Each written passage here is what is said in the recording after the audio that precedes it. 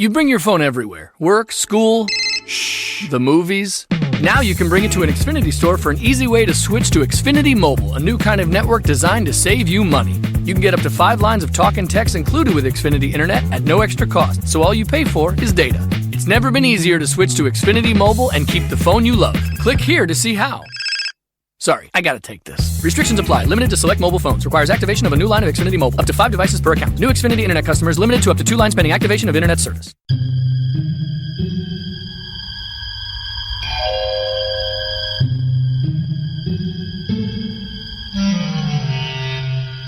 Archangels, ghosts, and Bigfoot. Oh my. It's just another night for Supernatural Girlz. Real stories, real answers to life's biggest supernatural mysteries. And now for another exciting interview with paranormal experts from this world and others. Here's your host, paranormal researcher Patricia Baker, on the one, the only Supernatural Girlz.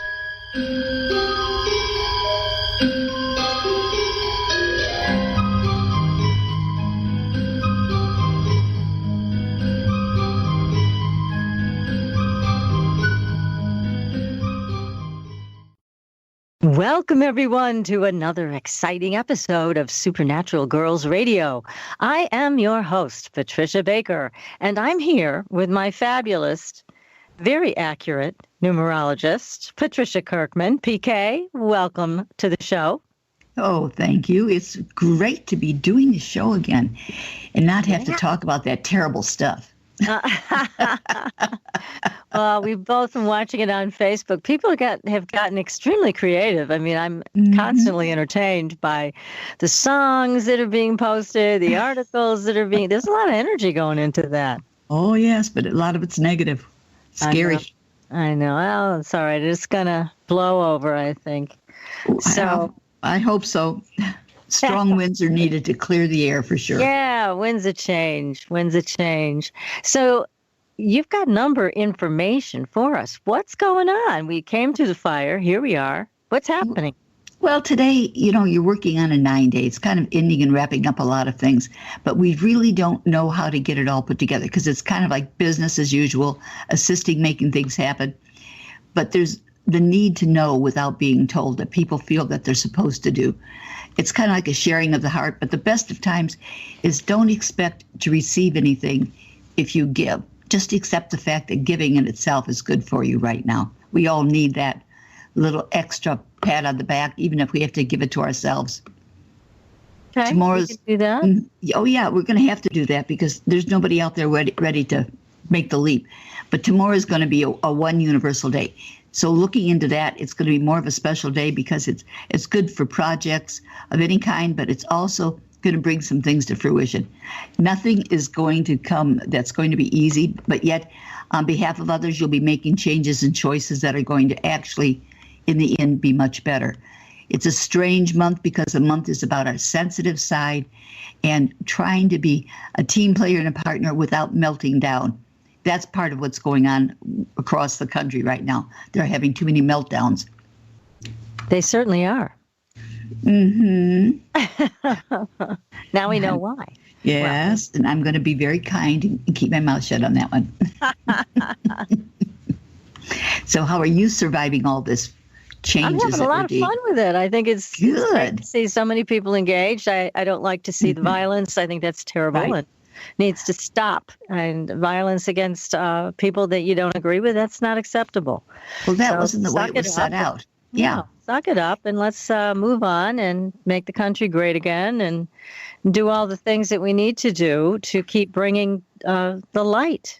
The light has come out. It's shown the light on the media. It showed the light on Soros and his shenanigans. It's showed the light on a lot of stuff. And now I am waiting for Julian Assange, who's done such a magnificent job with WikiLeaks, to come forward with more of the UFO stuff that's been hidden. I want to see that. I would like to see that take place, too. And I think we may, before this year is over, get another peek at what's taking place. Yeah, because you know what? Next month is going to be all about communications of all forms. Wow. That's what I'm kind of looking forward to. I think there's going to be some things. Good. Yeah, finally. It's going to be gossiping or the big blast of something that we really need to pay attention to. Won't that be nice? Well, I hope it is about the truth about UFOs and extraterrestrials. We all deserve to hear about that. And maybe Julian will be a willing partner in divulging whatever he's found from his wonderful sources. That would be certainly great, wouldn't it? It would be. It would be. I watched an interview with him, and he said, they've never, ever had to retract anything they put out. They have 100% accuracy in what they're putting out there. So, again, the UFO stuff, we pretty much know what's going on. We've had some great experts on our show that have enlightened us. And I think they really did know and do know what they're talking about. But it'll be nice to see it in black and white from Julian or Anonymous or one of those places that gets into those dark corners and brings it up to the light. So we're all ready. We're ready for it. I think that's a great idea. Wouldn't that be a good way to start the new year? Oh, yes. Have a little, conversation with your extraterrestrial friends. Why not? Invite them for dinner. What the heck? Hey, yeah, that's right. That's right. Well, there is so much going on in the paranormal world today, too. I got to tell you, I posted a bunch of stuff on our Facebook page, Supernatural Girlz with a Z on Facebook. Please go there, give us a like, take a look at our stories. One of the stories is about Russia. They say they've been communicating and calling forth UFOs to come visit them for the last 30 years. I believe it. We're always behind the times. We are. We are just so behind it. And so now, anyways, they're talking about it. I know other governments are talking about it. I want to know what they did to calm them down. I want to know what their techniques are. I want to find out more about that, don't you? I think it'd be a good idea. I think if we put out there that we're interested in sharing instead of this, what we're going to do to them if they get here, this fear factor that we've put out for so many years, now that we're actually interested in learning and sharing, maybe they'll get that picture instead of the other one. I hope so. Let's all be friends. So I'll invite him to dinner. I don't care. I will too. We'll have a wonderful dinner. Hey, we've got a great guest coming up in a few minutes tonight. And I'll tell you something. His book, Christopher Balzano wrote a book. It's called Dark Woods. Scared the crap out of me. It is scary, isn't it? It was, wasn't it? It was a great book. I'm telling you what, it was terrific. And I said to Melissa, who does our tweeting while we're live on the air, I was so glad I read it during the day. I agree with you. And it makes you kind of look around corners when you walk outside. Especially me. I'm in Massachusetts, and this is what it's about: is the Freetown, State Forest, and all the goings on in there. I mean, they got everything in this forest. Friendly neighbors. That's what you've got. Oh God! They want to bring you into it. So And some of them, I'm having a hard time trying to pronounce their name of who they are. The name itself sometimes scares the heck out of you. I know it. I saw a show once about the Pukwudgies, and they were some scary little beasts.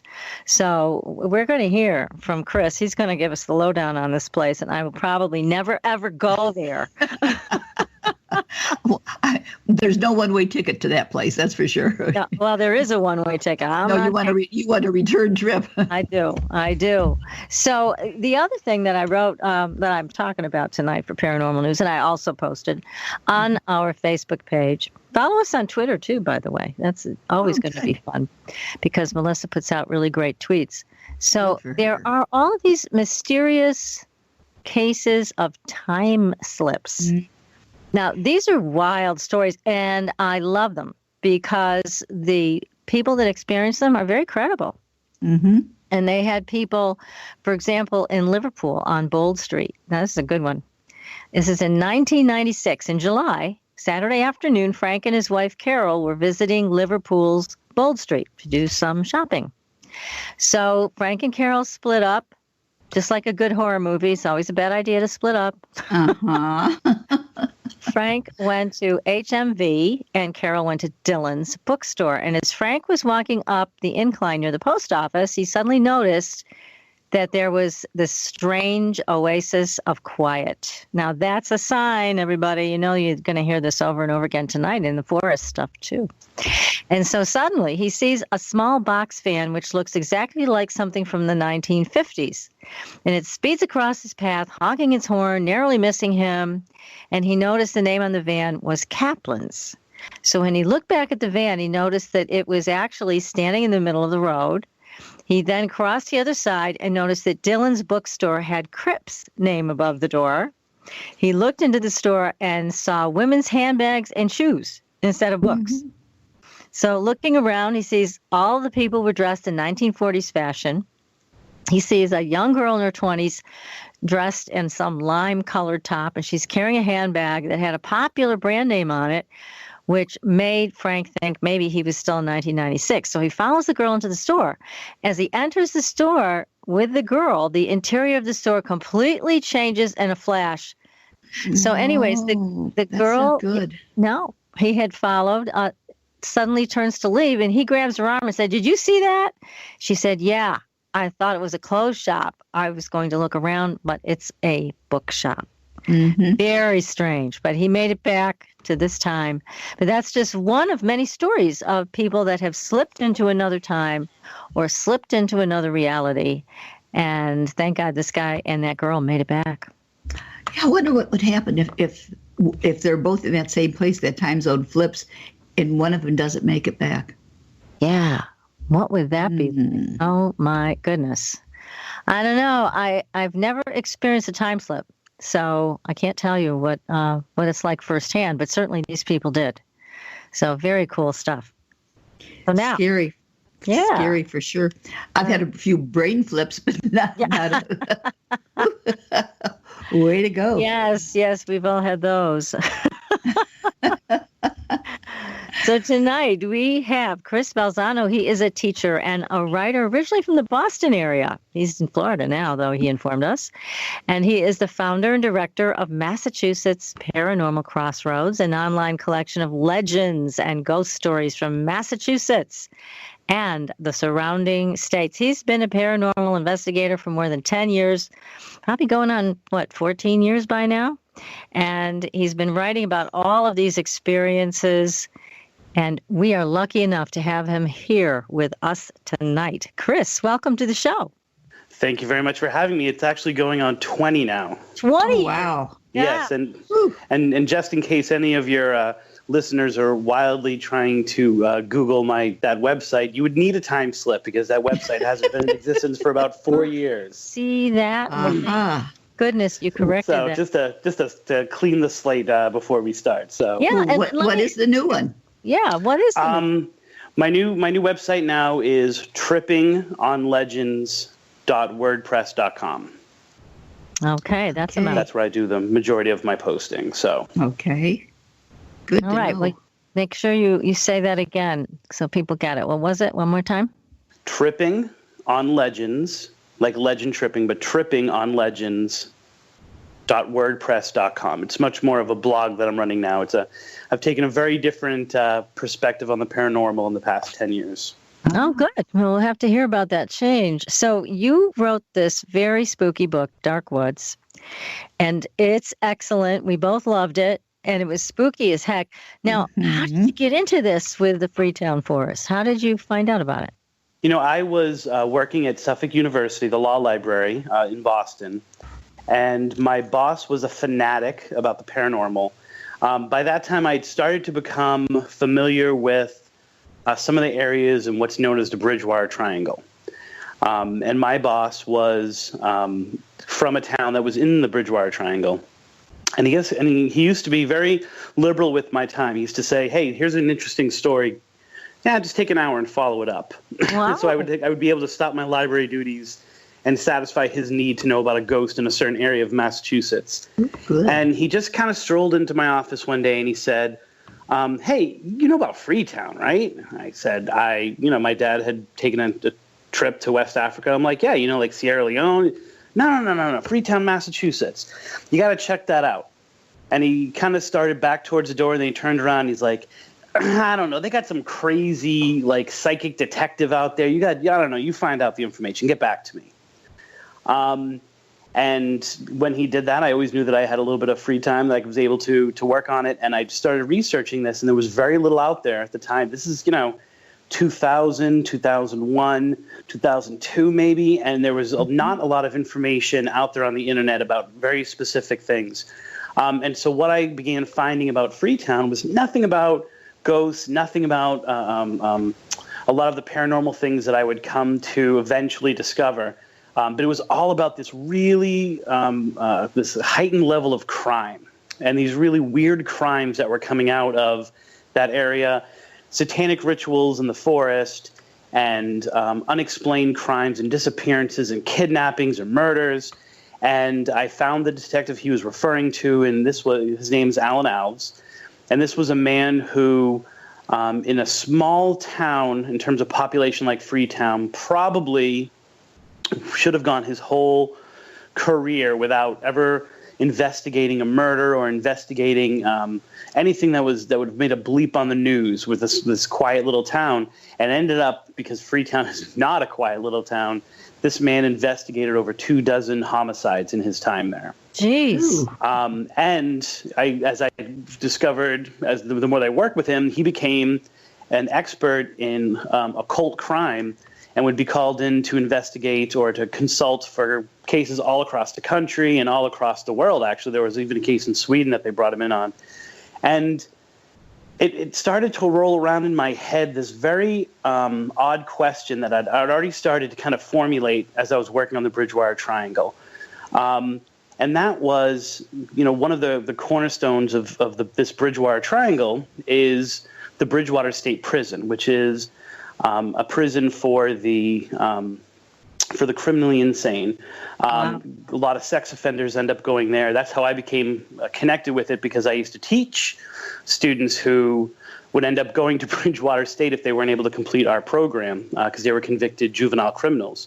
Mm-hmm. And all the time you were hearing about suicides from the prison and from the hospital. And that's not necessarily as frequent as you might think. And I started to notice that there were more suicides happening in that facility than facilities across Massachusetts. And Wow. then I started to notice that there is a road called Route 24. And Route 24, I always think of as the spine of the Bridgewater Triangle. It kind of runs down the center and then the towns kind of branch off from it. I would always hear on the news reports as I was driving to work on 93 or 95, wherever I was going, that there would be a really horrible accident on 24, and there were fatalities. Mm. And so I started to formulate this kind of theory or this idea. I'm like, if there's a heightened sense of mental health disorder, and there's a heightened number of fatal accidents in this area, could there be a connection between the paranormal and these other things that we usually just kind of pass off? In other words, can the same area that draws or at least kind of traps paranormal energy into it, can it also cause that area to experience heightened levels of crime and unexplained crime? Can the mystery of what is a ghost or what might be some of these things also extend to, can that negative energy that they create or that they attract actually influence our everyday life in terms of crime and mental health and divorce and things like that? And so that was kind of the question that drove Dark Woods. That's a great question. Yeah, and a really long answer to your question. So, but No, that's a good one. I mean, I think it gets to the heart of what I was looking to do in that book. It wasn't just going to be a collection of these stories. It was really trying to make sense that you can have an active serial killer living alongside this, enormous amount of zombie eyewitness accounts. And are those two things connected at all? Yeah, I mean, you have everything written about in that forest, from zombies to people all of a sudden, one minute they're fine, the next minute they're jumping off a ledge and committing suicide. You've got the Pukwudgies, which are particularly scary, a witch that tries to entrance people. I mean, there's just everything and anything you can think of going on in this woods. Now, let me just ask you before we go more deeply into these stories, more deeply into the dark woods. We have a question for you from Tricia in the chat room. She wants to know, are police relatively open to exploring the supernatural when it comes to cult cases? When it comes to cult cases, they are. And when it comes to occult cases, they're not as. So if we're adding the O and the C, the extra O and the C, they're a little more hesitant to investigate, only because they don't believe in that kind of thing. They want to play it hardline. They don't think that the occult, even in its most mundane fashion, like bleeds into our normal world. A crime is a crime, and it's straight, and it's for greed, or it's for love or lust, or it's for power, not necessarily those kind of things. And actually, what Alan Alls told me was when he began in the late 60s, early 70s, they were much more open to cult crime, no OC, just straight C cult crime. And that's why he became an expert in it, and there was so much going on. But then two things interfered with him. The first thing that interfered is people really began to, some of the cults that he was investigating began to really press on him about First Amendment rights. Like, in other words, you're investigating my group of people specifically because we are part of a cult, and therefore you're violating our First Amendment right of religion. Oh, boy. And then the second part of that was, as he dug deeper and he kind of peeled away the onion of these different layers of cult crimes that were going on, the police, many of them, and the state and the town local governments were just as involved as in the cults as anyone, that you might see on the street. And so he ran into resistance for that. Yeah, I can see where that would happen. His bosses were the very people that he was looking to investigate, in other words. Ooh, we know how that works out. Yes. Not so well. But I think that this, it's a lot. When a lot of these things were happening, it was a very different time. It was right before the explosion of these repressed memory cult sexual molestation cases, which kind of had their heart in Massachusetts as well. And so people post, especially that era, were much more of like, we're leaving that kind of stuff alone. So I think the climate has changed. It's gone back to law enforcement being a little bit more open, but I think a lot of that has to do with just the paranormal in general having a bigger influence on our pop culture and our culture today than it did 30 years ago. Yeah, I agree. I think there's a lot more acceptance than there ever was. So that's all good. But you've got, like I said, everything in here. So what's the thing that you researched in Dark Woods that scared you the most? Wow. It would probably be the Pukwudgies.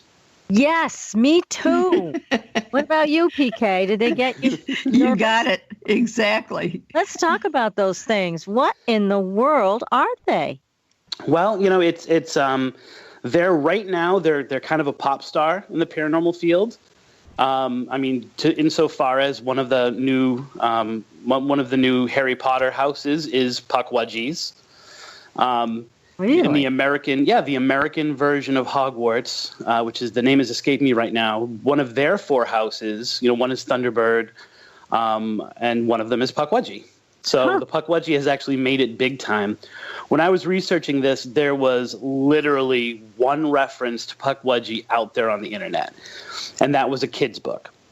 There were no websites dedicated to it. There was no chatter about it, and I came across the word after I'd already kind of started to encounter stories of them and had an encounter myself with one aspect of them.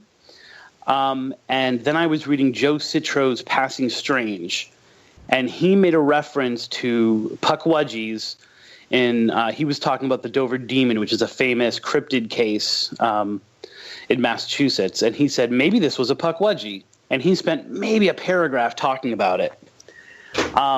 And I just started kind of piecing things together. I got some of the original source material for the kids' book, a book by the name The Narrow Land, which led me to 5 other sources, which started to have these really obscure references to these little monsters. And then really it's kind of Dark Woods that began Pukwudgie's kind of rise to fame, because then all of a sudden people were saying, well, yeah, that's like what I experienced. That must have been a Pukwudgie. And so the word, partly because it was explaining what a lot of people were experiencing, and partly because it's a really cool word. I think it is that. It's cute. Yeah, especially in the last 10 years, really caught on.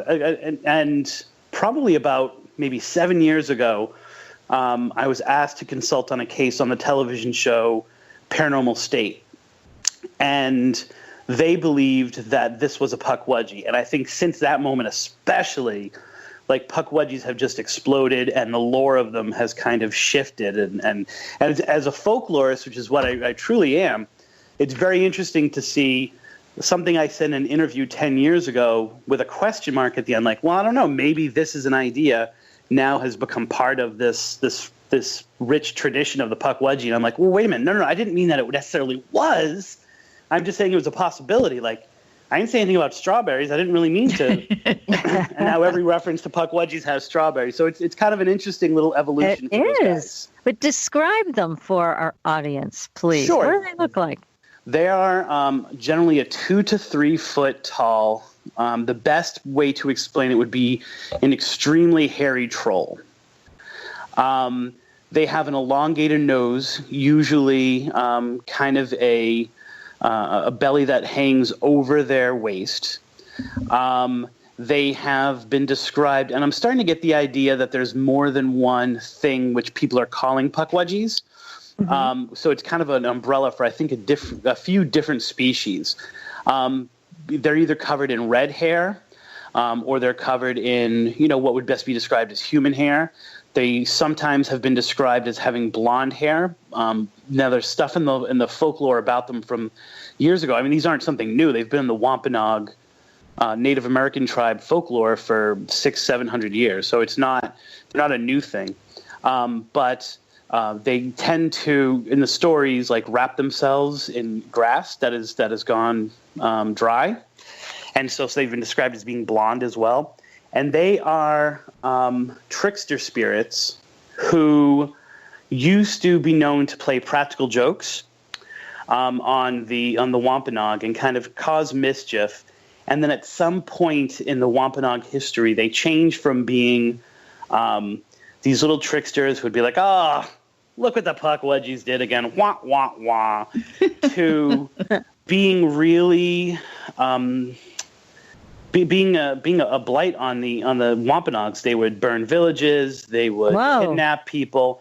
They would kidnap babies, especially, and young people who are out in the woods.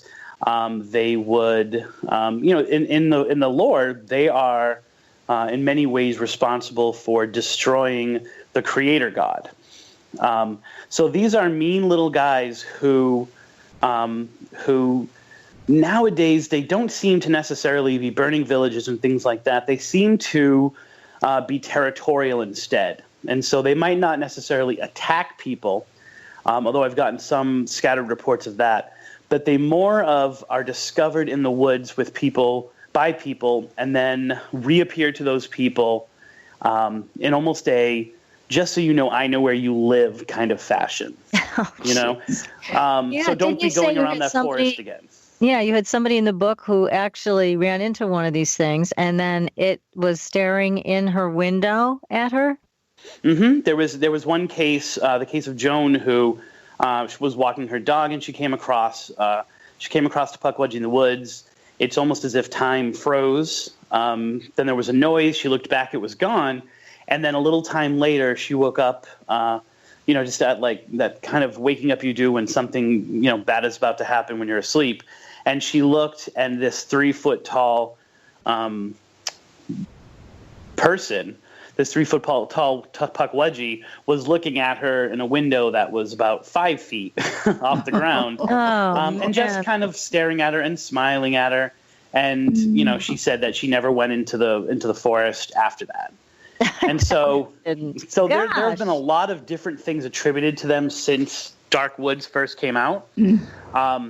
And I think that there's definitely, first of all, I think every culture has a Pukwudgie. Pukwudgie just happens to be a really cool name for the ones that are in Massachusetts. And I do think there are different breeds of them. And I think people are having, in the documentary, the Bridgewater Triangle documentary, They have a story of one that tried to lure someone, and that one was almost completely covered in hair. That almost looked like a tiny Bigfoot. And some people believe that might have been a Pukwudgie. So, there's a lot of very interesting things about them. We're going to keep going with the Pukwudgies. We're going to talk about them right after we get back from this very short break. So, stay tuned, everybody. You are listening to Supernatural Girlz Radio, and we will be right back.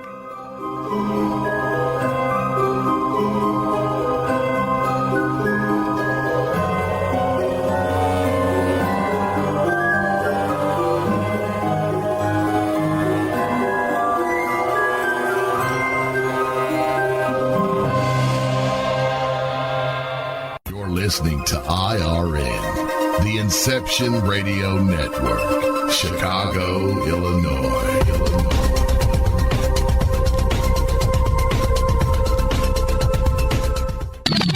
You didn't forget what's coming up tonight, did you? Hi, Inception Radio Network listeners. This is Amanda. Never miss that interview you were looking forward to or the show on your favorite topic. Follow IRN on Twitter, I_R_N,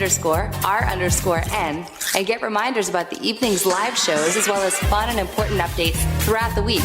That's I_R_N, and never miss a great show again. My name is Ezra, and I'm from thehighendorg. You've heard of medical marijuana, but who can you trust for proper guidance? Here at thehighendorg, we have all the information you need. Did you know that scientists have discovered cannabis can reduce inflammation, pain, and spasms? It's helped my patients reduce the symptoms of autoimmune diseases, PTSD, autism, and insomnia. A compound from hemp called CBD is doing wonders for intestinal issues, anxiety, and the nervous system. I sell this compound at thehighendorg. I've worked as a medical marijuana consultant and educator for the past 6 years, and here at thehighendorg, I can help you choose from the hundreds of cannabis strains and products and find the ones that are best for your needs. To learn more about cannabis, schedule a Skype or phone consultation, or to have a CBD product shipped right to your door, visit thehighendorg. That's the high end, all one word, .org. I'll help make your health high-end.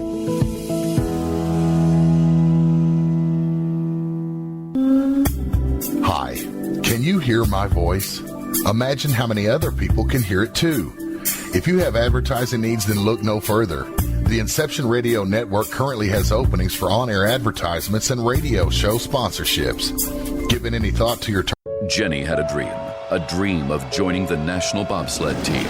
She worked out relentlessly and knew that if she just refused to give up, one day her dream would come true and she'd stand triumphantly up on the podium. But when her kids reminded her that she was 52 and she lived in Texas, and maybe she started dreaming this dream a little late in life, she gave up on not giving up.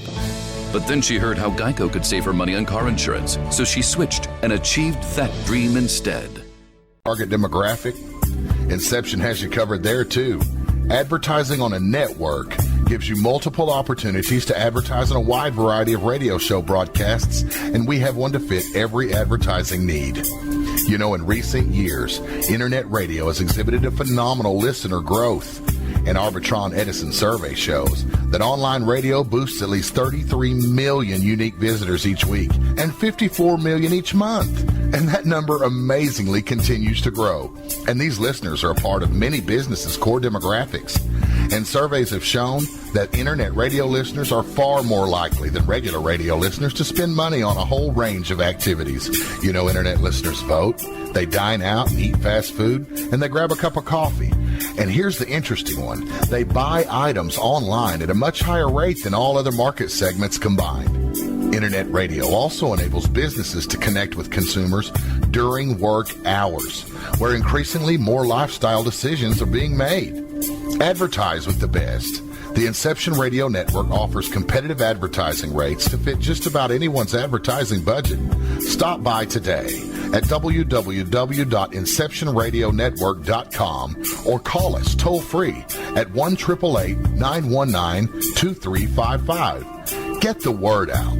Get results with the Inception Radio Network. Are you a fan of Inception Radio Network?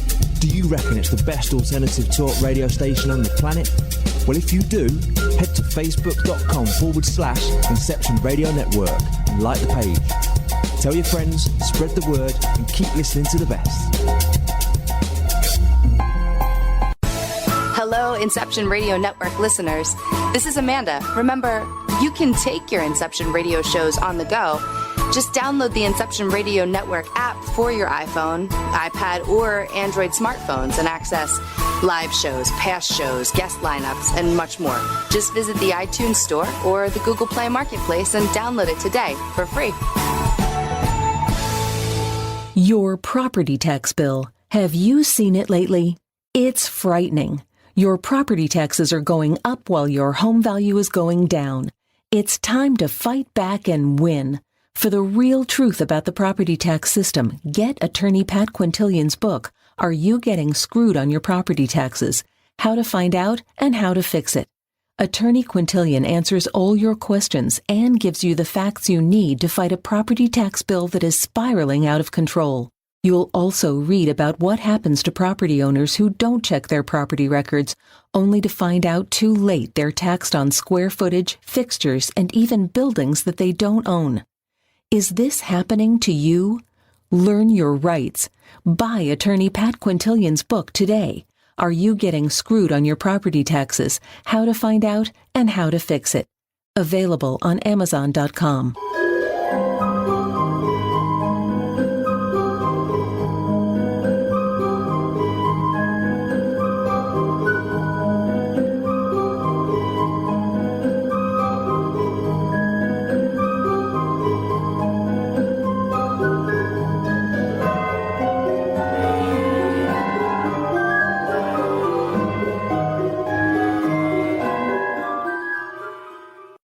Welcome back, everyone, to Supernatural Girlz Radio. I'm your host, Patricia Baker.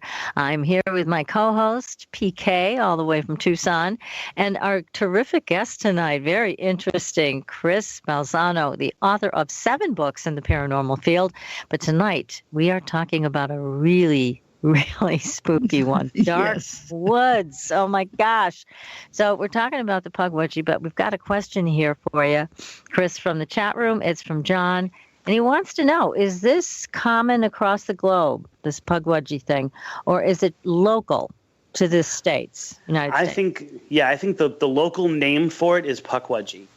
And in doing the research, now kind of more stories have come out, and I've found Pukwudgie folklore in upstate New York, in Indiana. It's they have a long history of Pukwudgies. But I think that these are creatures that exist all throughout the globe. In Australia, there's someone showed me a picture once of they have like an Oz festival, not the Oz festival, but like an Oz festival to this creature that's there. And they showed me a picture, and I'm like, that's a Pukwudgie. That's clearly a Pukwudgie. Wow. And then I would even go so far as to say the closest thing. I often say trolls. But the closest thing that seems to be in terms of their overall physical description and their activities are like true Irish leprechauns. And so when I go through some of the descriptions of like old folklore, I'm like, that's a Pukwudgie. If they weren't calling it a leprechaun, if they weren't calling it a fairy, we'd be calling it a Pukwudgie now. But Pukwudgie seems so much more devious and destructive. Well, I mean, some of those, if you read some of those old Irish and English folk tales about getting off the road, just like in the Pukwudgie stories, getting off the road and being someplace where you're invading on their territory. Those fairies and those leprechauns are quite nasty as well. Oh boy. So I think over time, they've split and we've broken them up into these categories, and we've got the nice fairies that do things for us, and the little ones that make the wooden shoes for us, and leprechauns are looking for pots of gold. But if you go to a lot of the source material of these, they're pretty scary. Like, stay away from any mountain or mound in Europe, and I think you'll be safe. Oh, my. Okay. Good advice. Thank you. So if I ever go to Europe, I'm like, wait a minute, this isn't flat terrain. I don't feel like I'm in Florida. I'm making sure that I protect myself. Yeah. Darned. And we've heard this before from Michael Bastine, who is an Algonquin medicine man. He was talking to us about fairies. He said they're not all nice.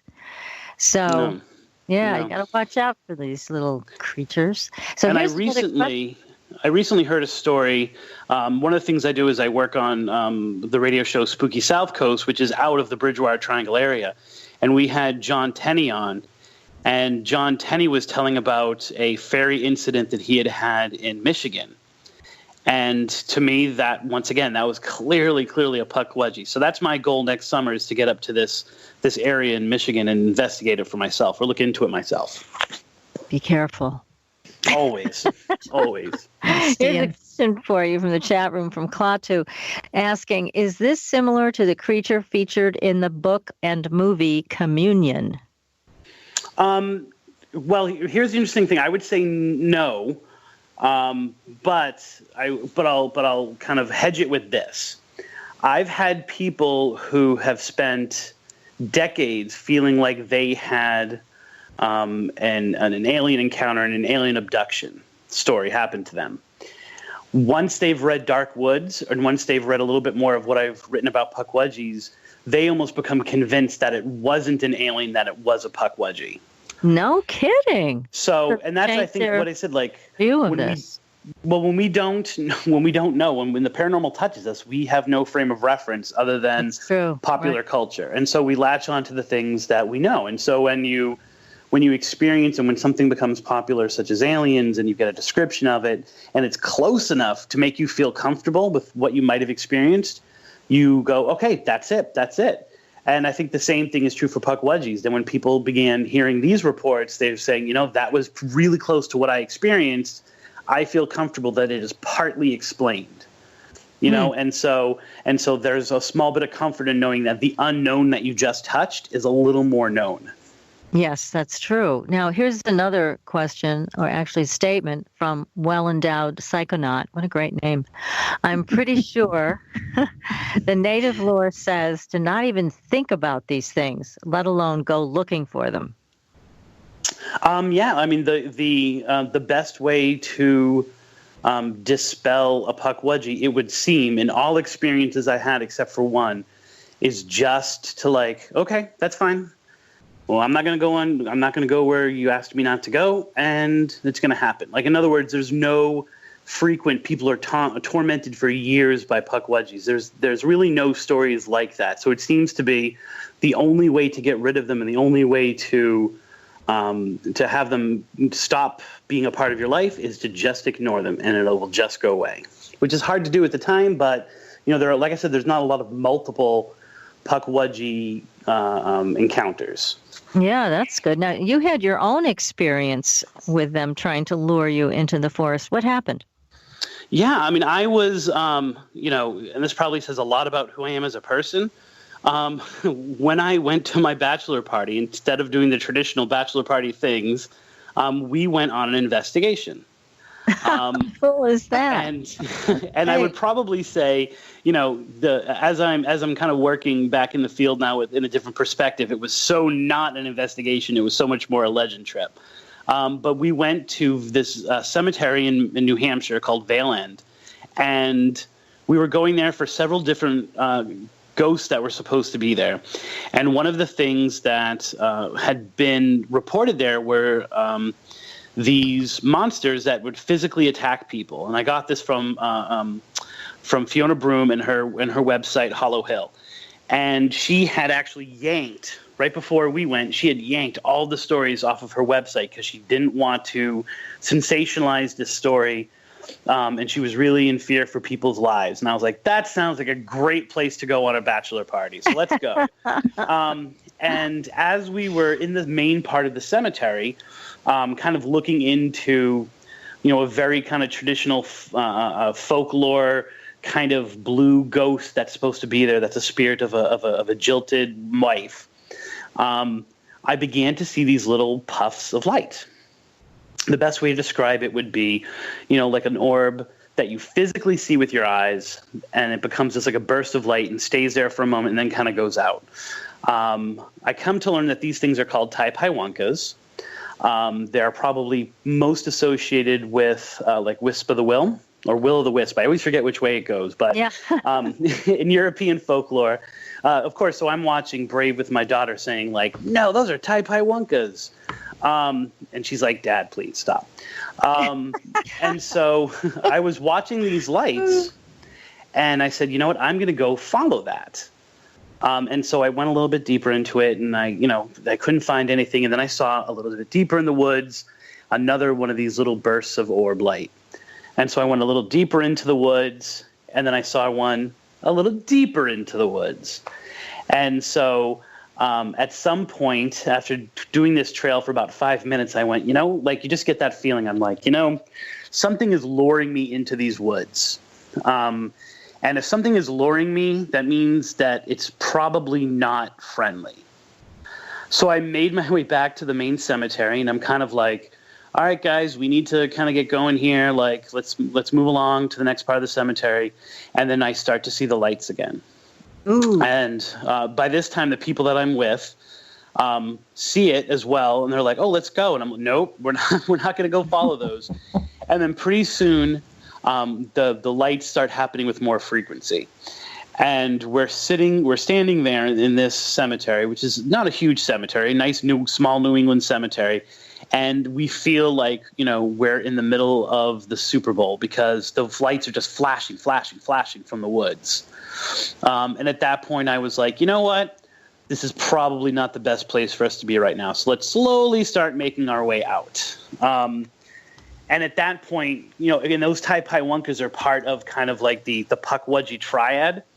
And the other element, which once again, this comes from digging deep into the folklore of these things and some original sources, is what can probably best be described. We would feel very comfortable in the paranormal field calling it shadow people. And these shadow people to the Christianized Wampanoags were the devil. And the devil was in control of the Tai Paiwunkas, and the devil was in control of the Pukwudgies. This is the way that their lore eventually becomes kind of changed as it becomes Christianized. As we were going out, we stopped for this other kind of like interesting, these interesting headstones in the cemetery, and we began to see a shadow person literally emerging from the ground behind these tombstones. Oh my. And that was the point at which, we said, it's probably best if we just go. I think we've exhausted what we can do here. Yeah.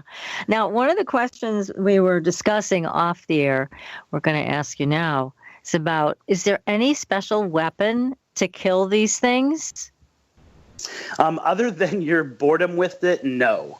Other than just kind of allowing it to play itself out, there really seems to be nothing you can do to dispel or to protect yourself.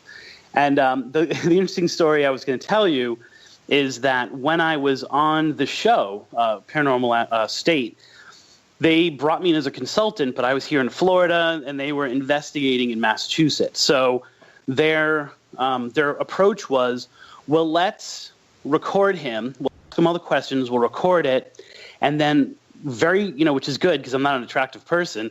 Rather than having me on camera, they had my voice. It's my voice seemingly coming out of a speaker box, very, Charlie's Angels.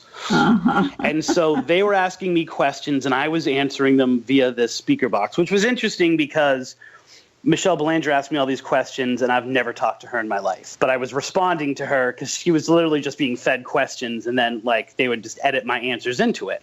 Right. And one of the questions they asked me was the same thing you just did. Like, how do you get rid of a Pukwudgie?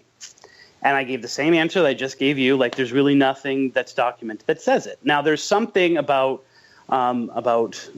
strawberry bread in the folklore of the Pukwudgie, where the creator god Mashop loved his strawberry bread.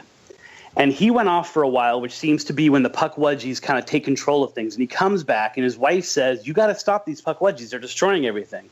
And he's kind of like, I'll get around to it. He's not the most, active creator god in religion. And she says, yeah, but they stole and ate your strawberry bread. And that's when Mashop goes, oh, we must get them. Let's go. And he gathers up his son. So there's this connection between Pukwudgies and strawberry bread. And so whoever is talking to me from the Paranormal State says, well, the guy that we've got up here in Massachusetts says we should plant a strawberry bush. And if we plant a strawberry bush, then that will get rid of the Pukwudgies, or it'll be like kind of like a peace offering to them. And I say, strawberries? I don't know. I mean, it doesn't really seem to make much sense to me, but I don't think it can hurt. So, yeah, I mean, I guess maybe you can plant a strawberry bush. The episode airs. Someone entirely different asks me the question, and my response is, strawberries? Yeah, you should plant a strawberry bush. Oh, no. They just did such a bad editing job. Oy. Well, or a great editing job. And as a folklorist, I find that adorable. Like, look, they edited it to say what they wanted to say because it's very visual for everyone then to go out and plant it. And except for the fact that for the last 5 years now, strawberries seem to be the way to defeat the Pukwudgies. And people, and now there's not a website that I know of that mentions Pukwudgies without saying, as if it were like, set in stone truth, that the best way to stop a Pukwudgie is to plant a strawberry bush or to do something having to do with strawberries. So the folklorist in me loves the idea, and the person who did all the research and has been working on this for years goes, no, because now everyone thinks that. So it's an interesting thing you got to live with. Yeah, I guess so. Well, I find it fascinating because, in a lot of the scripted shows, they talk about special weapons that you need to kill vampires or werewolves or whatever. So I had to ask if there was something special for the Pukwudgies. But they are really sinister in their own way. And it sounds like it's great that you backed away from following those lights in the woods. Yeah, maybe that was a sign that my marriage was doomed to end. I don't know. I hope not. Gee, that's terrible. Oh my! Should have taken those Pukwudgie advice, I guess. Yeah.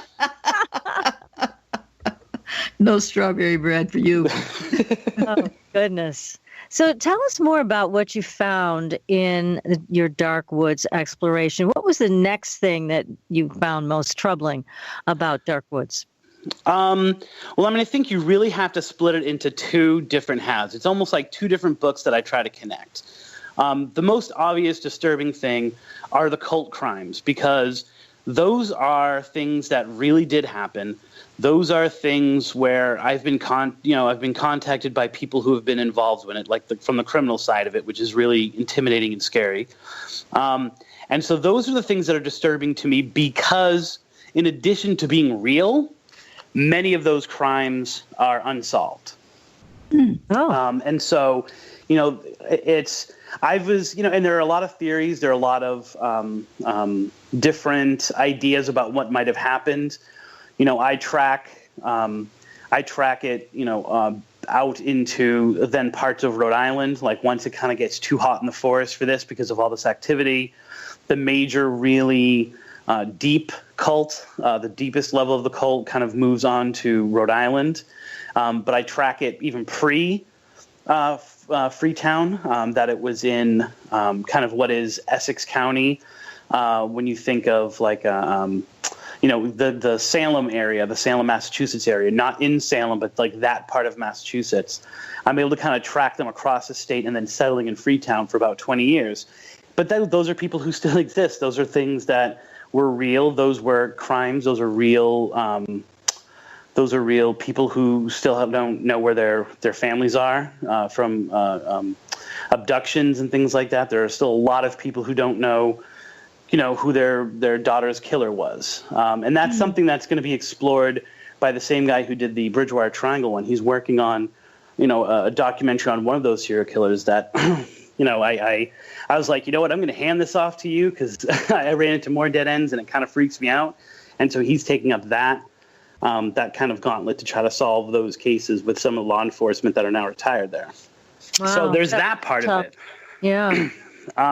But in terms of and it's crazy to think that ever you would think of things like zombies and monsters and suicides as being comforting or the easy part of it. I would say probably the most intimidating part of the forest from a paranormal perspective would be the Assonet Ledge.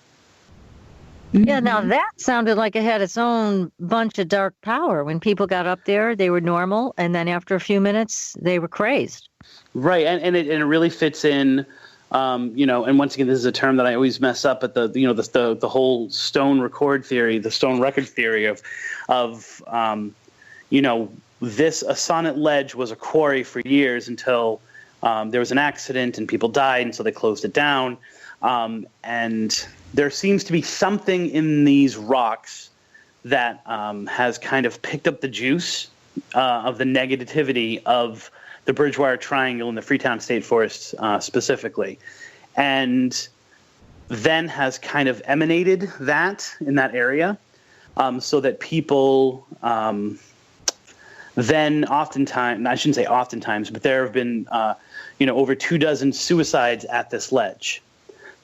Some of the attempted suicides or ones that have been stopped, people have reported almost like stepping outside themselves or being hit when they arrive there with a sudden, all-consuming depression, like that they needed to end their life.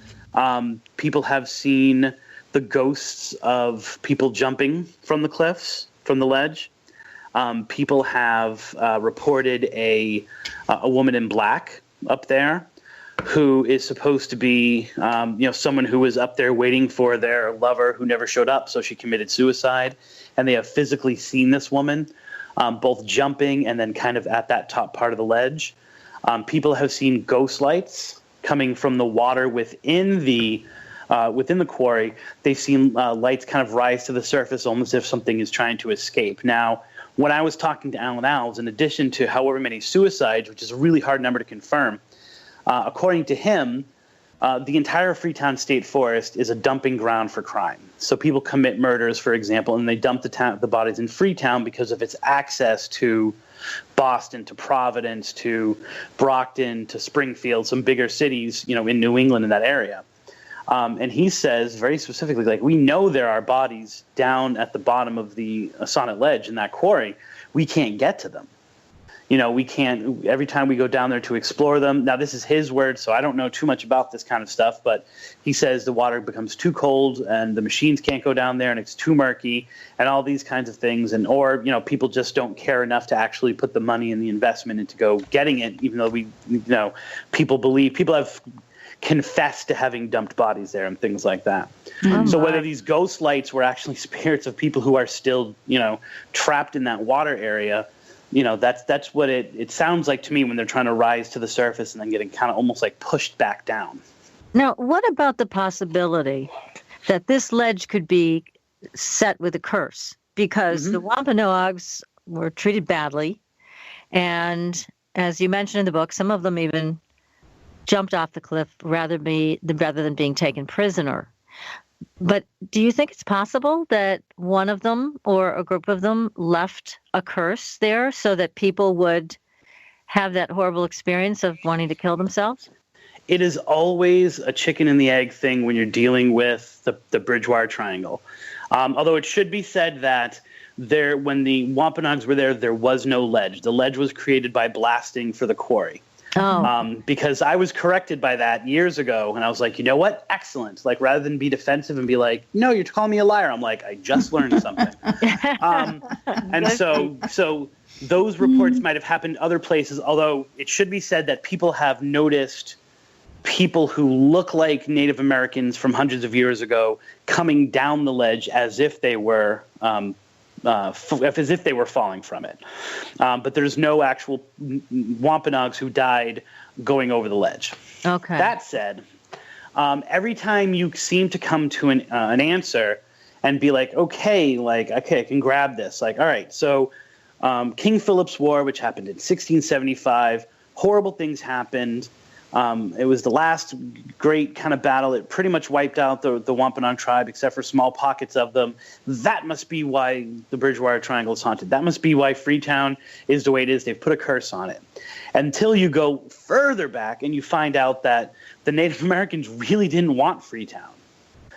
They were kind of freaked out by it. So these different locations in the Bridgewater Triangle that we think of as maybe being cursed by the Native Americans were things that the Native Americans saw as being dark and sinister before we ever got here. And so you're like, okay, well, where does this start then? Where does it start? I do think that there's a lot of paranormal in that area that is connected to the negativity of the two people clashing. And I think that the possibility for a curse exists. It's just really hard for me to definitively say, like, yes, like, I think that this is specifically from that conflict, a curse was set. Although, you know, there have been psychics that have been brought in that have communicated with spirits who say, like, no, if you bring back certain things, one of them is, and I don't think I get into it into dark woods because I hadn't fully explored the idea yet, but one of them is this Wampanoag wampum belt, which was taken in another corner of the Bridgewater Triangle. And people have said when that belt is returned, because it's kind of lost to history, then the weird stuff in the Bridgewater Triangle will stop. Oh, interesting. And it's if that's in Ghosts of the Bridgewater Triangle, which is another Schiffer book I wrote, and I kind of go into detail about, you know, what the wampum belt means to the tribe and how it might be the kind of conduit to kind of funnel this negative energy. Wow. That's interesting. Well, we're going to come back and talk more about all of this, possible curses and suicides and things going on in the dark woods, which I will never go to. And and I'll not go with you. Yes. All right. Okay. We got a deal there. We're never going. Anyways, we will be right back, everybody. You are listening to...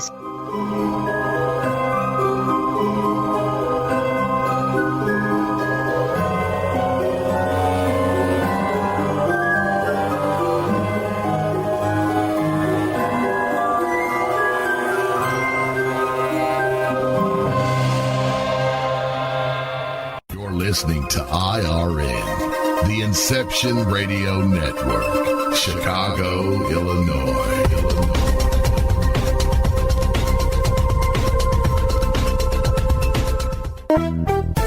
Hi, Inception Radio Network listeners. This is Amanda. Just a reminder that Inception Radio Network is on Twitter.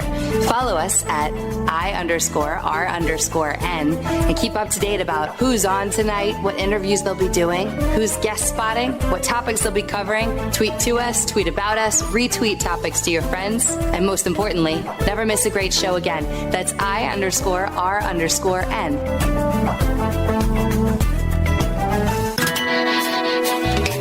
Have a computer? Is your internet connection down? Don't worry. Use your trusty cell phone or landline and call into our listen line at 401-283-6700 to listen to the Inception Radio Network 24/7. Again, that call-in number is 401-283-6700. For the Inception Radio Network, I am MJ.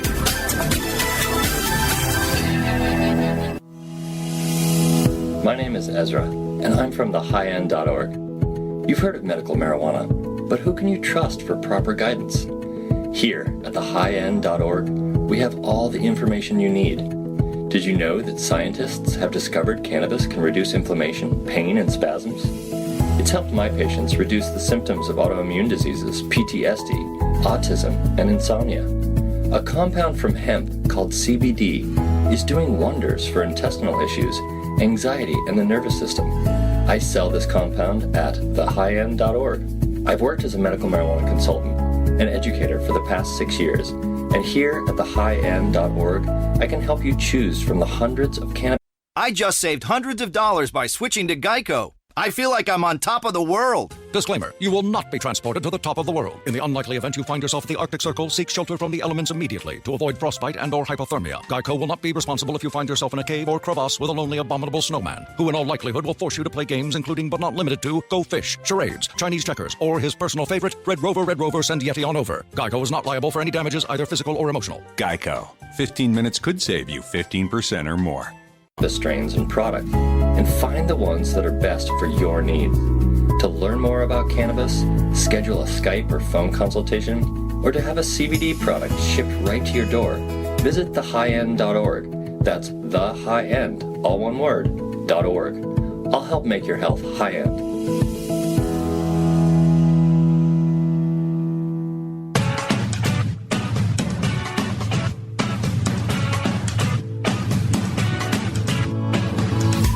Hello, Inception Radio Network. Would you like your favorite show to be played again live on air? Well, now the choice is in your hands with IRN's live request portal, an easy way to request your favorite show with a simple click. IRN's live request portal now gives you exclusive access to all the shows. How easy is it? Simply type a show name or a guest name, click request, even write a dedication message, and that's it. Try it now. Simply visit InceptionRadioNetwork.com, click on the live request tab under the show menu. Now playing your favorite show is just a mouse click away. Are you a fan of Inception Radio Network? Do you reckon it's the best alternative talk radio station on the planet? Well, if you do, head to facebook.com/Inception Radio Network and like the page. Tell your friends, spread the word, and keep listening to the best.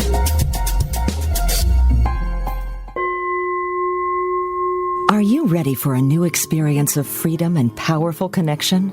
Would you like a positive, effortless change in your life? Then come to CosmicFusion.com, where we offer the most advanced energy clearing and expansion techniques in the world, with a quantum vortex energy to activate your divine blueprint and life's purpose. When your soul leads the way with cosmic fusion and quantum vortex energy, you can break clear of past difficulties and blocks with the power of the source. With cosmic fusion, the source energy does the work for you. It's easy and effortless. Listen to our free meditation right from our Cosmic Fusion website, the Cosmic Code Meditation. Sign up for one of our interactive webinars today. Come to Cosmic Fusion, www.KOSMICfusion.com, to experience an effortless awakening and transformation. Are you ready for an upgrade? Are you ready for a new experience of living in the fifth dimensional magic and powerful connection? Then visit CosmicFusion.com today. CosmicFusion.com.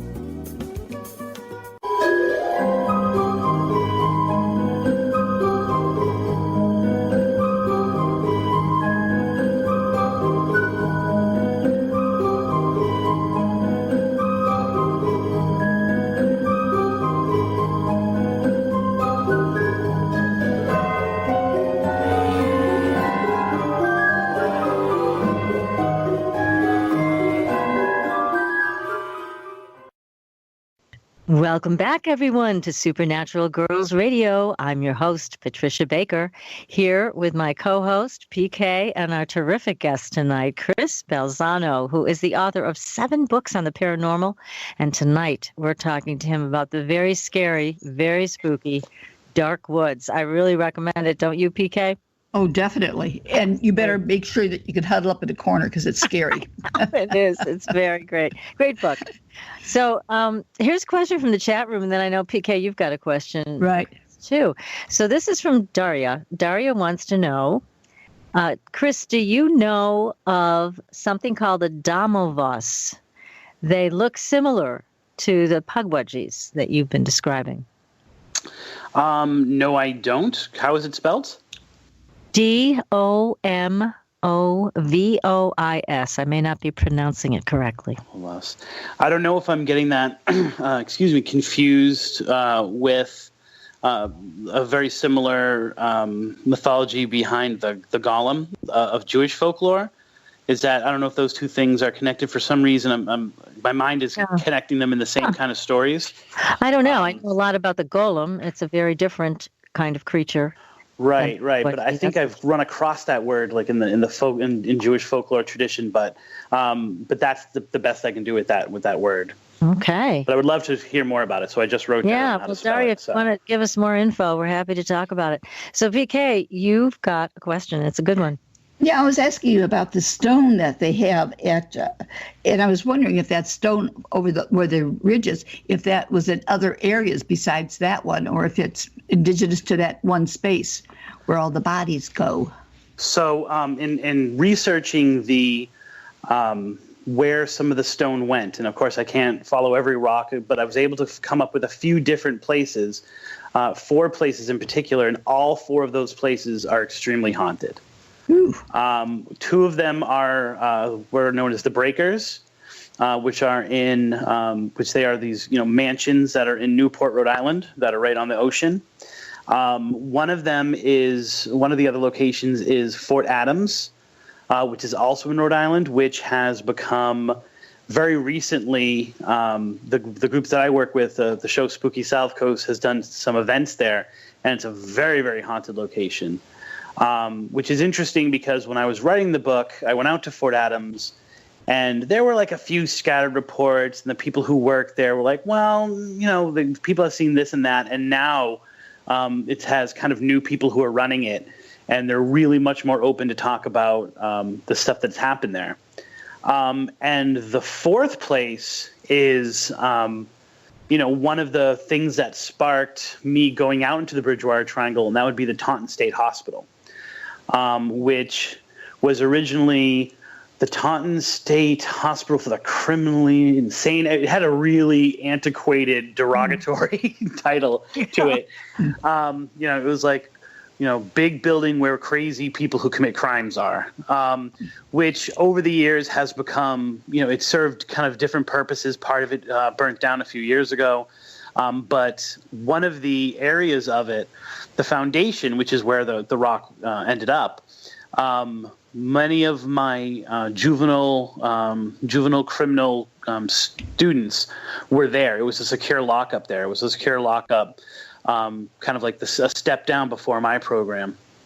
And those kids had more stories of things like shadow people and strange happenings and phantom people who were working there. There were reports from people who had worked there that the basement, once again, that's where the stone is, the basement had been used by a cult who was using some of the more incapacitated inhabitants in rituals. Oh, my. And so I had kids who were pretty much like hardcore gangbangers who would not go into that basement. And one of the workers I spoke to, you were kind of talking about it earlier in the show when we opened up. They went down there and they experienced a time slip where they were experiencing one of the ceremonies. And they heard the chanting. They saw the people gathered around in robes. They saw someone in the middle. And as they kind of reacted and they hit the bottom step, reality snapped back in. The time slip kind of was over. And, they immediately quit working there. So, this stone seems to have kind of brought a little bit of what is the Freetown State Forest to these different parts of New England. Gosh, that's powerful. Powerful stuff. I think I'd reinvent those buildings. Yeah. Stone out of there. And I think, especially with things that are trapped in stone like that, and of course, Massachusetts and New England has some historically famous haunted rocks and haunted rock formations. But I'm also a firm believer in that that kind of stuff dissipates, that stuff, the most paranormal energy cannot remain in a location for a very long time. We have, revolutionary ghosts and ghosts of Native Americans that lived 300-400 years ago. But I think the majority of the paranormal world eventually kind of just fades away on its own due to environmental changes, due to construction changes. This can sometimes spark a paranormal incident, but I think it also kind of interrupts it. I used to tell people when they would be experiencing something, especially something that seemed like a residual haunting, I'm like, the first thing you need to do is, if your house needs a humidifier, get a humidifier. If it needs a dehumidifier, get a dehumidifier. Change the environment. And I was always surprised at how oftentimes that would stop a haunting in a location. Just those little environmental something changes. Simple like that. Isn't that interesting? I think it is because if ghosts in particular, I think Pukwudgies are a different thing. Like, you push them off to the side, I think they extend beyond just being a ghost. But I think if these ghost things are, if ghosts are things that work on energy and work on being received by humans, by the living, in terms of being able to perceive the energy, I think oftentimes the tumblers have to be correct. Like, it has to be a combination of the environment as well as the juice of whatever the spirit might be, along with the observer, which is why some people see them and some people don't see them at all. And if you change that situation, if you change that lock, those tumblers don't fit anymore, and oftentimes it just disrupts the paranormal. That makes sense. And I think a lot of these rocks and are along ley lines, and you have an electromagnetic force that's pretty powerful. Because my own personal opinion is if you have an electromagnetic force, it's creating another field of energy. And I think it's that field that these things can come and go from. So and then like you mentioned, if there's construction going on or you put a cell phone tower somewhere, it does disrupt the electromagnetic force. So, yeah, you're right. That could create a lot of change. Well, here's what Daria had to say about these creatures, the Domovas. She said, this is a creature we hear about in Russia. So maybe this is the Russian Pukwudgie. Okay. Yeah, I'm totally going to have to do more research into that because, like I said, I think that they appear all throughout the world. They're just called different things. Right. And I think... I'm much more on the folklorist side of things now, and I think that all monsters of this type are a reflection of the cultures that believe in them. And so they often say more of like what we're scared of and what we need to like confront our fears of the different cultures that experience them, which is why a leprechaun and a Pukwudgie might be the same kind of creature, but the two cultures that are observing them need different things from them. And so therefore kind of put different things into them. So I would be very interested in researching the Russian version. Yeah, we got to hear back from you so we can announce what you found. Now, what about UFOs in Freetown Forest? Any reports of that? There are. And, when I first started to research this, I kind of stayed away from UFOs. And as I learned more about the Bridgewater Triangle, and just the connection between those things and the connection between, a huge amount of cryptid sightings in the area. I really started to specialize in what was kind of in like my shed, which would be the paranormal. And I discovered that someone who I had known years before, who I worked in a restaurant with, was the leading expert of UFOs and cryptids in that area. And I was like, really? We were just both doing the same research and didn't even know it. And we were working alongside each other. Oh, my. And so over the course of time, I've just kind of passed off all that stuff. I've been down here. I hate to say it, but I've been down here in Florida for 8 years now. And in that 8-year span, especially like with the showing of the Bridgewater Triangle and Pukwudgies on Monsters and Something, that TV show. Monsters and Mysteries? Monsters and Mysteries, right. It was like that, and then the Bridgewater Triangle documentary, which can now be like streamed on Amazon if you've got Amazon Prime for free, and like all these different things that have come out. People are doing really good work in the Bridgewater Triangle. And people say, hey, what do you think about this? And I always feel, like it's the version of the Rolling Stones trying to comment on Taylor Swift. Like, I know nothing about what's going on now. You guys are the experts now. Like, you guys are the ones that are not that I would compare myself to the Rolling Stones, but, you guys are the ones that are doing it. Like, everything I know, you've read. It was in my books. It was in, interviews I've given. Like, you guys are the experts now. Like, don't bring me in. I feel like the old guy being brought in as a consultant for something. And so I know that there are a lot of really good people. Anyone who's listening to the show can just type in Bridgewater Triangle UFOs and you're going to find a ton of stuff. No kidding. I am just not an expert in it. Mm-hmm. Yeah, I mean, it sounds like there's a lot of portals in this dark woods area, and things can come and go as they please and take people with them if they please. That's the scary part. Yeah, and that's one of the portals are getting a lot of momentum in the paranormal field the last couple of years, and people who are kind of researching portals or they're coming back to me saying like, oh yeah, there was a portal there, like we really think that this is one of those places. And there was a mention in really, really deep Wampanoag folklore of something which had, once again, over time, it had just gone translated and then Christianized to the dark ones or the ancient ones, and that the Bridgewater Triangle area was where the ancient ones had stepped as they were walking the earth.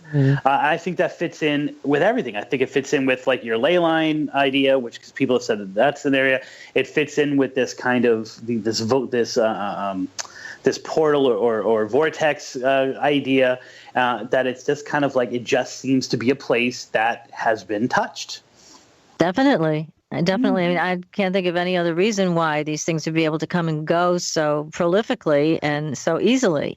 Yeah, and that's one of the reasons why the Bridgewater Triangle is so appealing to people, is because, if you're a cryptozoologist, it's there. If you're a ghost person, it's there. If you're a UFO person, it's there. If you believe in ley lines, we got that. If you believe in geology, we got that. So it really is one of those places where if you have a paranormal theory or a paranormal starting point, you're going to be able to find something in the Bridgewater Triangle that connects to it.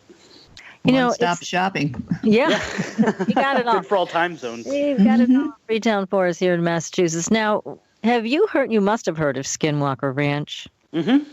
Yep. Do you think that Darkwoods, the Bridgewater Triangle, is similar? I do. And I think that, when I hear, if you were to just kind of take the Southwestern feel from that and just kind of strip it and just tell the stories in their most barest form, they're going to sound like Freetown State Forest stories. So I really do think that that is another one of the locations that is very much like the Bridgewater Triangle in Freetown. Yeah, and because it also has that very negative feeling about it. In fact, I was talking to one of our former guests today, Don Oscar. Remember Don Oscar? Mm-hmm. PK, a wonderful shaman from Peru. And I asked him if he had heard of that, and he hadn't. He was going to look into it. But he was saying how a lot of these things can take on they're actually fear projections of the people who go there. So in some cases, you could go there, I guess, if your heart's open and you're not afraid, you're not going to experience that same negativity as you would with fear. He said fear really does trap you. It becomes a very dense energy, makes it very hard to navigate through places like the Freetown Forest or Skinwalker Ranch. And I know of people who go to the Freetown State Forest, which I should point out that a large part of it is now kind of like the last existing Wampanoag reservation that they use for special ceremonies and for tribal business. I know people that go into especially those ceremonial areas with very good intent. Mm-hmm. And people who are practitioners that strongly believe in energy, whether it's Wiccan, whether it's people who try to manipulate nature, they have very positive experiences there. They might get a creepy sensation or they might have something happen to them, which I talk about in the book, but they find it a very powerful place to work from. Yeah, see, isn't that interesting? Well, here's another question from our psychonaut. Would like to know, where in Michigan are you going to investigate? I don't know Michigan well enough, but I know it's the thumb. Okay, it's the thumb. It's the thumb, and I now have, oddly enough, a lot of friends down here in Florida who are from Michigan. And so I kind of have a feeling for where it is. And I remember listening to the interview, and I think he has told the story of this location. I'm sure if you just kind of go into your local search engine and type in John Tenney Ferry, or obviously I would want you to go to Spooky South Coast and try to get the audio from us. Right. But he's told the story multiple times, and I remember when I heard the story, I thought I heard him say, "Did he just say upper thumb?" and I know enough people from Michigan who are from the upper thumb or who know the upper thumb who often say, and I don't want to insult any Michigan people, but they're like, yeah, those people in the thumb, man, they're weird. And so I was like, I think he just did say upper thumb. So he was referring it to it as the upper. So that's about all I have right now. Although we have a relationship with John, so hopefully he's going to be able to give me. It's kind of like he's holding it tight to his vest because the story is popular enough that he doesn't want an influx of people trying to experience these. But I'm hoping that he'll kind of give up the ghost, if you will, for me and allow me to know where it is. Oh, that would be great. That would be great. Well, you've got to come back on the show and tell us about it, please. I will. Right. It's going to be an interesting road trip. So. It sounds like fun. Now, here's a question from Carol. Carl wants to know, how would a portal present itself? If one happened upon a portal, might one see shimmers or distortions, or would we feel it in our gut? I think you would feel it in your gut. And, one of the things, if you go out and you get dark woods, First of all, get it from a library. Don't buy it. It doesn't make me any money at this point. Just go out and get it from a library or something. You can buy his other books, though. Yeah, buy my other ones. There's the truth. And one of the things that I'm attacked on, with kind of the Amazon reviews is like this guy. It's that kind of switch of, now the paranormal is science, and anything that's not science we don't necessarily like for some people. And I go with no, there is a negative energy there. And people feel it, and that can be dismissed. But I think that is as relevant and as strong as any kind of thing you might perceive with your other five senses. And so I think that there are portals that can change. I think that's how they present themselves. I'm not sure if they present themselves physically. And I think that you can feel them open. So, if anyone wants to see me in action and see my old working in a jail moves, you can type in to go to YouTube, and you can type in when Pukwudgies attack, and you're going to see an incident of and I named it that basically. Once again, it was kind of sensationalism. It was promotion for a book, but it's kind of caught on. It's got 100,000 views, in the years since I put it up there. And it's been shown on TV. It's been shown on all these different places. And it's basically a woman who seems to all of a sudden become possessed. And then she starts kind of freaking out, and I jump in and I take her out. And what happens before that we catch that is, I was working on one of my books. Part of the book had a DVD, so we were videotaping investigations. We had just stopped the investigation. This was at the Assonet Ledge.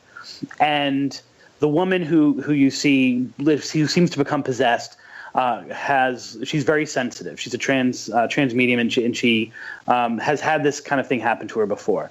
And we're closing up, and me, who doesn't necessarily, especially at that time, feel very psychically connected, I felt a definite shift in the climate of that area. And it wasn't that I felt a cold breeze. It was literally I was no longer in the same place. It was as if something had opened up and literally come into where we were. It was that tangible. And I said, whoa. I stopped everyone, and we had stopped filming, and I stopped everyone, and I said, something has changed. I feel it. Something dramatically has changed. And I look at her and I say, you know what I'm talking about, right? And at that moment, her eyes roll back. I say to the cameraman, don't stop. Come back here. Come back. And that's where you get the footage. So that entire incident began with what to me felt like something opening up and into our world at that moment, which very well could have been a portal. Yes, it sounds that way. Yes, and I've heard them also described as shimmering, or you see a small distortion. And yes, I've heard all of these. It's very interesting, this whole concept of portals. Certainly, if you watch Stranger Things, they talk quite a bit about that's what's going on, is the portals. Right. And there are instances of shimmering in the both the Freetown State Forest and in the Bridgewater Triangle book, but they always seem to be kind of eventually take on human form. So the person sees the shimmer, and then it becomes form-like and moves, almost like Predator.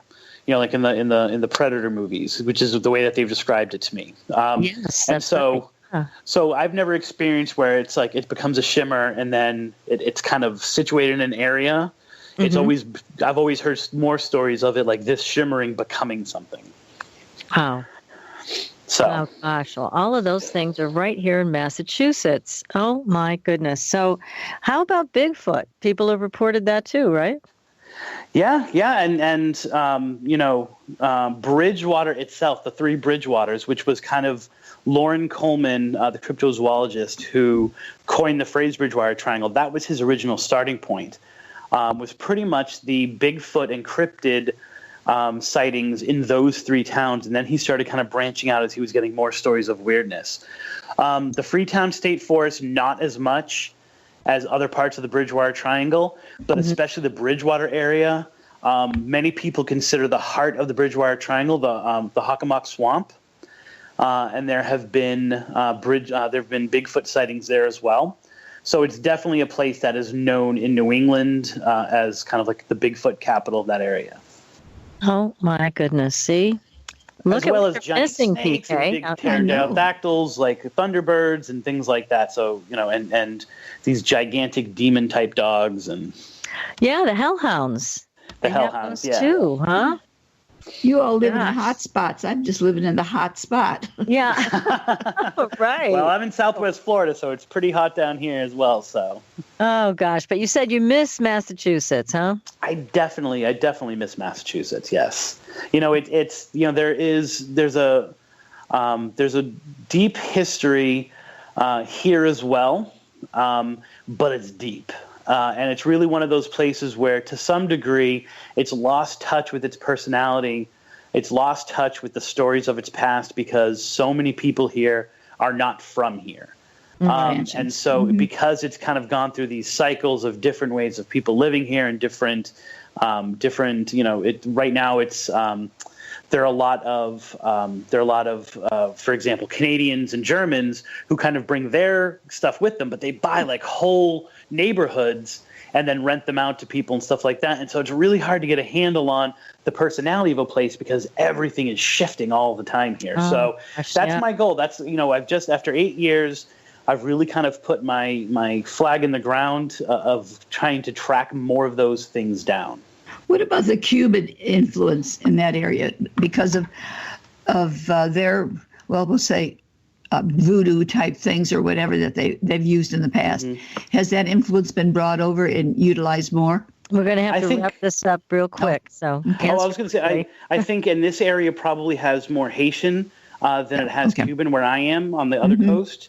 And so I think that's probably a deep influence. But once again, like a lot of those people have kind of pushed those beliefs aside because they feel like they want to make their children especially more American. And so they've lost a little bit of that.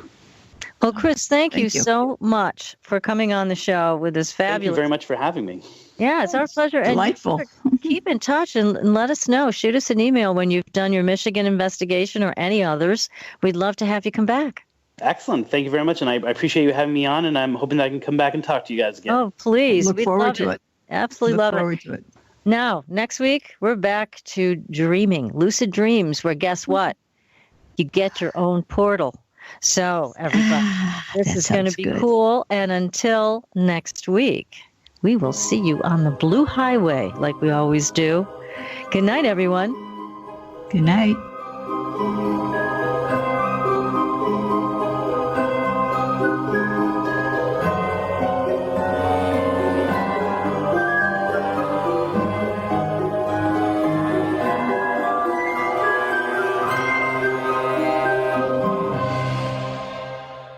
Xfinity Mobile is a new kind of network designed to save you money while streaming your favorite music, like that 90s Jams playlist you've played 72 times today. It combines America's largest, most reliable 4G LTE with the most Wi-Fi hotspots. Get up to 5 lines of unlimited nationwide talk and text included with your Xfinity internet at no extra cost. All you pay for is data. Visit an Xfinity store or click now to see how much you can save with Xfinity Mobile. Restrictions apply. Requires Xfinity internet service, equipment, taxes, fees, and other charges extra. Limited to 2 lines pending internet activation.